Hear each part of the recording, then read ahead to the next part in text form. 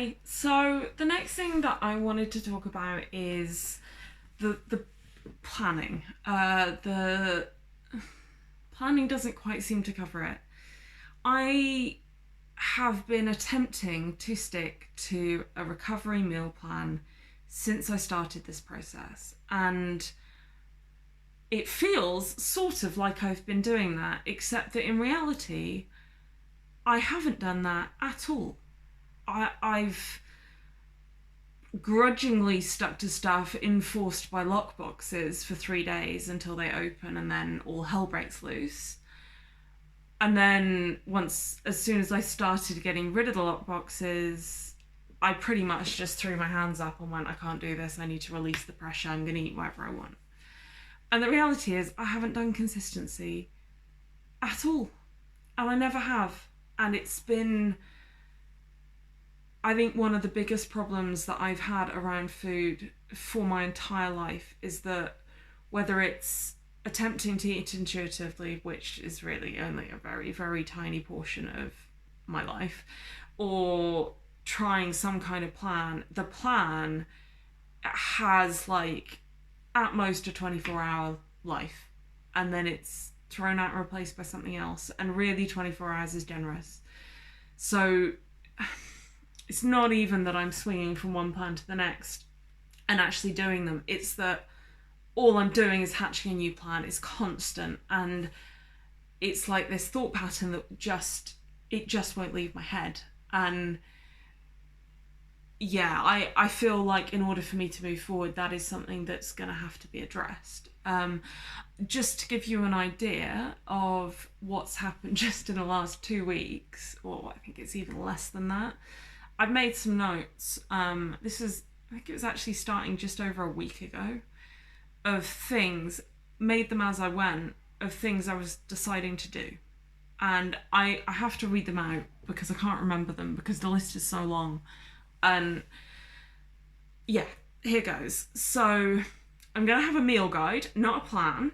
So I'm still going to have my 4 meals a day, but with much more variety, more choice of foods, so it's not so restrictive.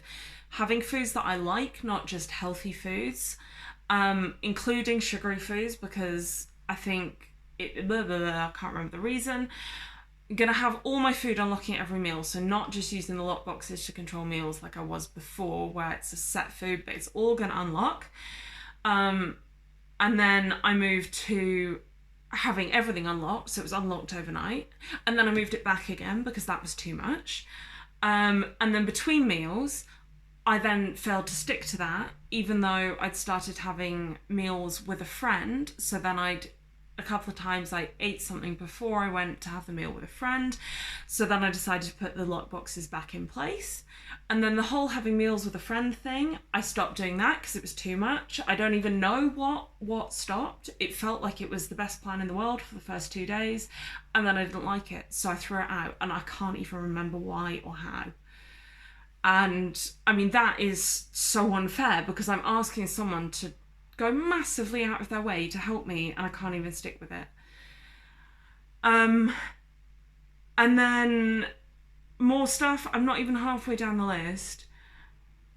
Choosing food so that it mostly requires some prep so that I can't just go hand to mouth out of the fridge. Trying to choose food intuitively, so not having a meal plan, but just choose what I want at the meal so that I don't feel so boxed in.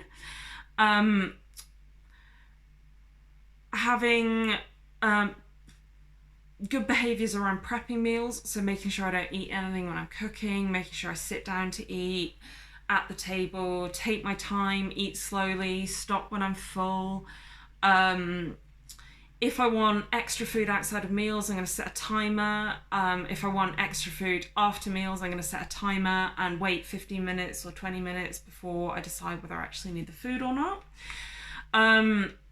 I created a whole set of recipes. I spent one day doing nothing but sleeping and obsessively creating recipes to fit with a meal plan that I'm not even following anymore, so that I could have a array of recipes that I could choose from at every meal. And then I'd get to the meal, and the idea is I'd have this nice array of recipes, and I'd choose one that I wanted intuitively that would fit with the plan, and all will be fine. I don't think I did that once. I got to the meal and I thought, I don't want the stuff on that list, so I'm not going to have the stuff on that list. Sorry, my alarm going off. Telling myself it doesn't matter if I eat the same food every day. If I need to get a sugar craving out of my system, then it's fine to have sugar at every meal. And then even that's the end of my list as it was yesterday. And then it keeps going because I was going to shoot a video today saying this is what my new normal looks like. I'm only locking my food overnight.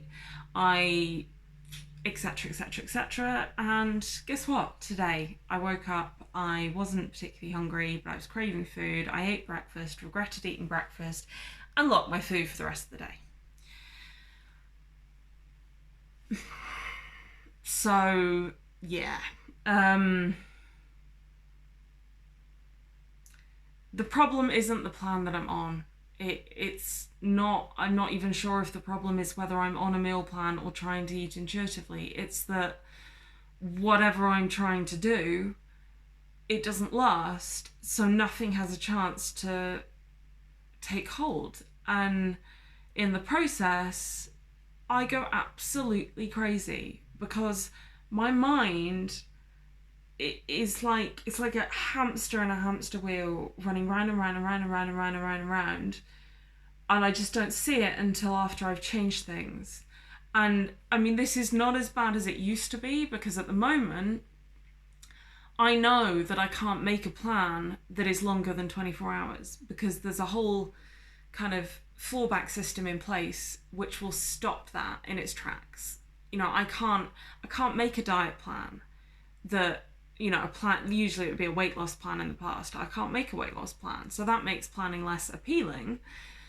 And I can't make plans that last longer than a week that aren't completely legit within the recovery process. So I'm kind of fenced off, but my brain is still going there. It's still trying to change things and trying to control things.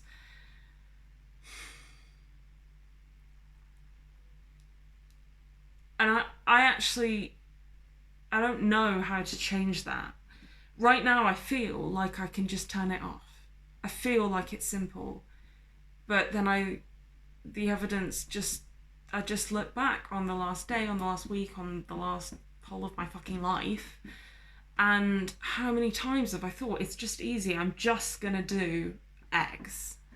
And I just don't. And it feels like there is something just fundamental going on there that I need to address, almost separate to the recovery process, kind of. Like, I don't think it's something that can just be fixed with me and my coach. I feel like there's maybe something just a bit more going on there that I need to sort before I can be coached through the process of recovery. And not just for that reason, but for just because of everything that's been going on. I have agreed with my coach that I'm going to get a therapist and also a dietitian. So that's a pretty standard trio for eating disorder recovery, as far as I'm aware.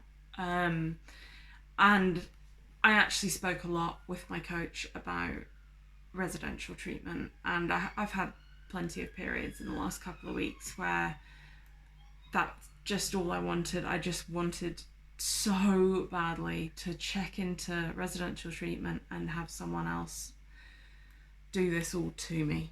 But it's not really an option with coronavirus, and I don't know if it's the answer anyway. But I can't keep running the hamster wheel. So at the moment, my thinking is that with therapy to kind of try and work out whatever the hell is going on that is stopping me from plugging into what I know I need to do to recover, or think I know I need to do, and working with a dietitian so that even though I have the knowledge really to put together a perfectly good meal plan, if I'm the one putting it together, I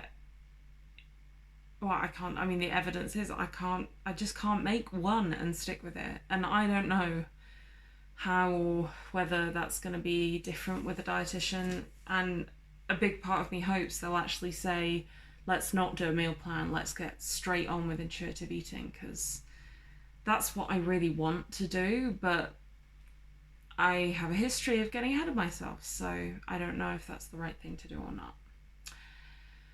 Whew.